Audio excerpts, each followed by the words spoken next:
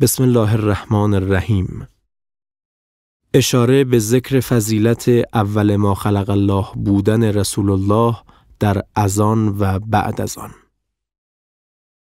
موضوع اول ما خلق الله بودن رسول خدا صلی الله علیه و آله یکی از مباحث مهم معرفتی است و از ضروریات دینی.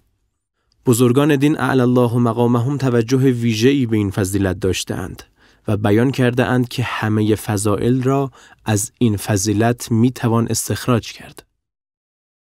عالم ربانی مرحوم حاج محمد کریم کرمانی اعلی الله مقامه برای شرح این فضیلت رساله گرانسنگ نعیم الابرار و جحیم الفجار را نگاشتند و دلایل عقلی و نقلی این فضیلت را شرح فرمودند.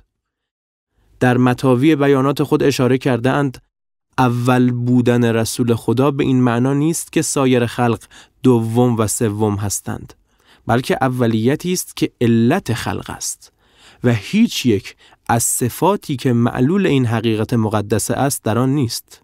لا یجری علیه ما هو اجراه. ایشان میان روایات متعدد و مختلفی که درباره اول ما خلق الله بودن حضرت رسیده جمع کرده و هیچ یک را ناقض دیگری نمی‌دانند.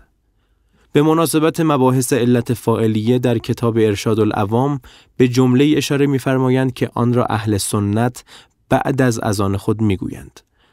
می‌فرمایند چنان که سنیان الان بر مناره‌ها و گلدسته‌ها در وقت اذان فریاد می‌کنند السلام علی اول ما خلق الله.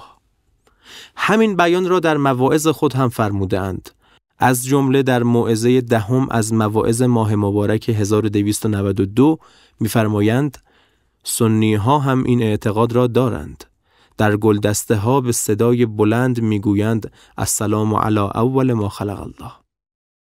در این فرصت به بعضی از منابع تاریخی این موضوع اشاره می‌کنیم.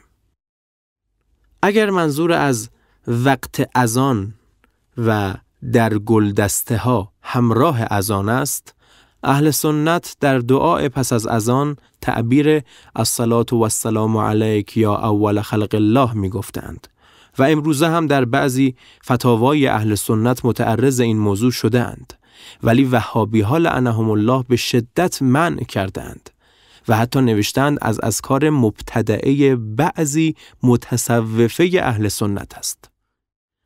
در کتاب الصوفیه فی حضرموت آمده است از جمله دعاها و اذکار بدعت‌آمیز صوفیه ذکری است که عبدالقادر ابن احمد سقاف که در جده ساکن است میگوید الصلاة و السلام علیک یا اول خلق الله. و محتمل است که مراد از وقت اذان در حین اذان و جزئی از اذان است. عالم ربانی مرحوم حاج میرزا محمد باقر شریف طباطبایی اعلی الله مقامه در رساله ای می‌فرمایند و به راستی که مؤذنین با صدای بلند بر مناره ها پیش روی بینندگان در اذان میگویند السلام علی اول ما خلق الله. در این باره هم گزارش هایی در تاریخ دیده می شود. در کتاب فی علم الکلام احمد محمود صبحی آمده است و نظریه ای آهسته آهسته در یکی از عبارت هایی که در اذان اضافه شد رخنه کرد یا اول خلق الله. و در کتاب التفسیر الصوفی والفلسفی للقرآن الکریم در ذیل آیه شریفه و انا اول المسلمین آمده است پیامبر به جابر که از صحابه است می‌فرماید اولین مخلوق خدا نور پیامبر توست ای جابر. و در اذان گفته می شود یا اول خلق الله و خاتم رسول الله.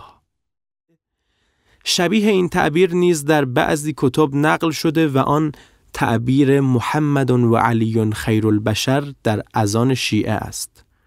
ناصر خسرو در کتاب وجه دین این موضوع را گزارش داده است.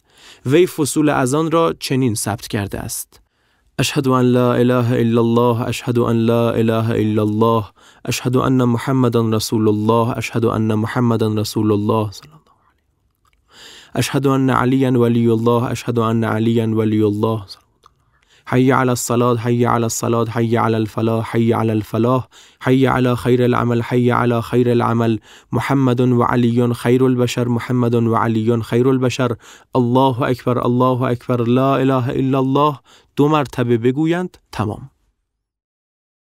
ابن ادیم عمر ابن احمد نیز در کتاب بغیة الطلب فی تاریخ حلب در شرح حال حسین ابن علی ابن محمد معروف به امیرکا آورده است که وی در سال 347 در حلب میهمان سیف الدوله شد.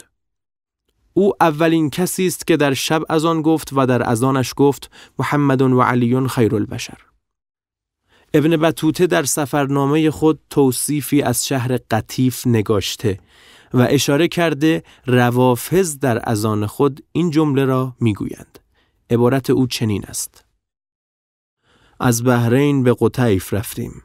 قطیف شهری است بزرگ و نیکو و دارای نخل‌های فراوان.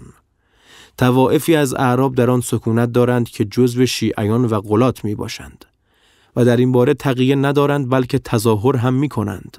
چنان که مؤذن در اذان خود بعد از شهادتین اشهد ان علی ولی الله و بعد از حی علی الصلاة و حی علی الفلاح حی علی خیر العمل می گوید و بعد از تکبیر آخر اضافه می کند محمد و علی خیر البشر من خالفهما فقد کفر. این موضوع در کتب متعددی ذکر شده و در این فرصت به این مقدار اکتفا می کنیم. درباره نوشتن این جمله بر مناره‌ها و مسجدها حکایت‌های مختلفی نوشتند و نزاع‌هایی در حق این عبارت نقل کردند و درباره حذف آن از اذان نیز گزارش‌هایی موجود است. به هر روی بیان کتاب مبارک ارشاد درباره شهادت به اول ما خلق الله بودن رسول خدا در اذان اهل سنت یا بعد از اذان در بعضی منابع آمده است و به نظر می رسد طیفی از سنیان که تعصب وهابیگری نداشته اند این جمله و شبیه آن را می گفتند. امروزه هم به عنوان دعا و صلوات بر حضرت بعد از اذان گفته می شود و مناقشه های پیرامون آن میان علماء اهل سنت وجود دارد.